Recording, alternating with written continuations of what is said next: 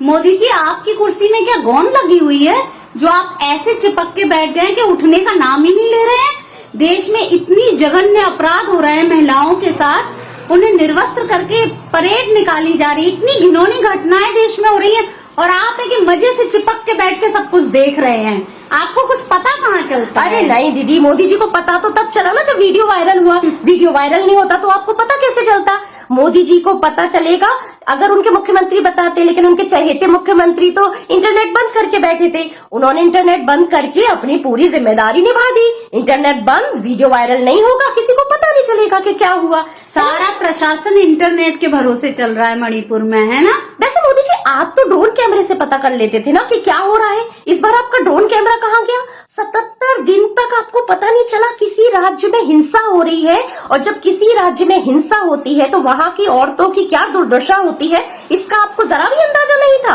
अंदाजा तो उन्हें विदेश यात्राओं का था, घूमने से फुर्सत कहाँ है हमारे मोदी जी को। मणिपुर में उनके लिए कोई तालियां बजाने नहीं बैठा था ना। जहाँ तालियों की व्यवस्था हो जाती है, प्रधानमंत्री जी बस वहीं जाते हैं। अरे मोदी जी, अमेरिका, फ्रांस, मिस्र से ज्यादा पास था मणिपुर। आपको पहले मणिपुर जाना चाहिए था। 77 दिन तक आपको मणिपुर जाने का टाइम नहीं मिला। टाइम तो मिलता है मोदी जी को भाषण देने का, उस पे अमल करने का टाइम मोदी जी को मिलता ही कहाँ है? इतने सालों में अभी तक बेचारे केवल भाषण ही तो दे रहे हैं, अमल कहाँ कर पा रहे हैं किसी चीज नहीं दीदी, मोदी जी के भाषणों की तो सब जगह चर्चा है। भाषण देने में तो माहिर है मोदी जी। अभी तो 15 अगस्त आ रहा है। 15 अगस्त पे देखना क्या धुआंधार भाषण देंगे। आप ही तो भाषण देते हैं, आप ही की तो नारी है। बेटी बचाओ, बेटी पढ़ाओ, अब की बार नारी सम्मान। क्या हुआ इन सब चीजों का? एक बात बताइए मोदी जी, आपका भाषण लिखता कौन है? इस बार आपका भाषण ना हम लिखेंगे। हम उस भाषण में लिखेंगे कि मैंने देश भर की संस्थाओं को मैनेज करके अपनी गाड़ी 9 साल खींच ली।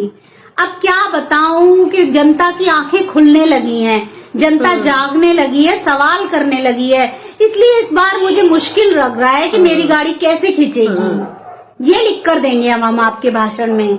जनता तो जागेगी ही। जब सरकार सोती रहती है तो जनता तो एक ना एक दिन जाग ही जाती है। मणिपुर की और केंद्र की सरकार सो रही थी 77 दिन से, इसलिए अब जनता जाग गई है। आपने तो बहुत कोशिश की मामले को दबाने की, इंटरनेट बंद कर दिया, पता ही ना चले कि मणिपुर में क्या हो रहा है, जनता को पता ही ना चले। लेकिन एक वीडियो वायरल हुआ, एक आग सी फैल गई और सबको पता चल गया कि मणिपुर में क्या हो रहा है। जो आप छुपाना चाहते थे वो आज सबके सामने आ गया। आश्चर्य तो ये है मोदी जी कि आप कैसे सबके सामने आ गए। आपकी ये बनावटी पीड़ा कौन नहीं जानता, सबको समझ आ रहा है। इतने दिनों बाद आपको पीड़ा उठी है। पीड़ा तो हम औरतों से पूछिए मोदी जी। आज इस देश की हर महिला को ये लग रहा है कि कितना जघन्य अपराध हुआ है, और इसके लिए प्रधानमंत्री कुछ नहीं कर रहे हैं। आपके चहेते मुख्यमंत्री का इस्तीफा तक नहीं हुआ है। अच्छा, इस्तीफा तो आपकी पार्टी में होते ही नहीं है ना? नहीं, नाटक तो होता है इस्तीफे का। एक बार हुआ था, मणिपुर में भी नाटक हुआ था इस्तीफे का, देखा था सबने वो। आप कुछ कर तो सकते नहीं है मोदी जी, अब जनता ही करेगी। 24 में जनता आ रही है आपको उतारने के लिए गद्दी से। सिंहासन खाली करो मोदी जी, की जनता आती है।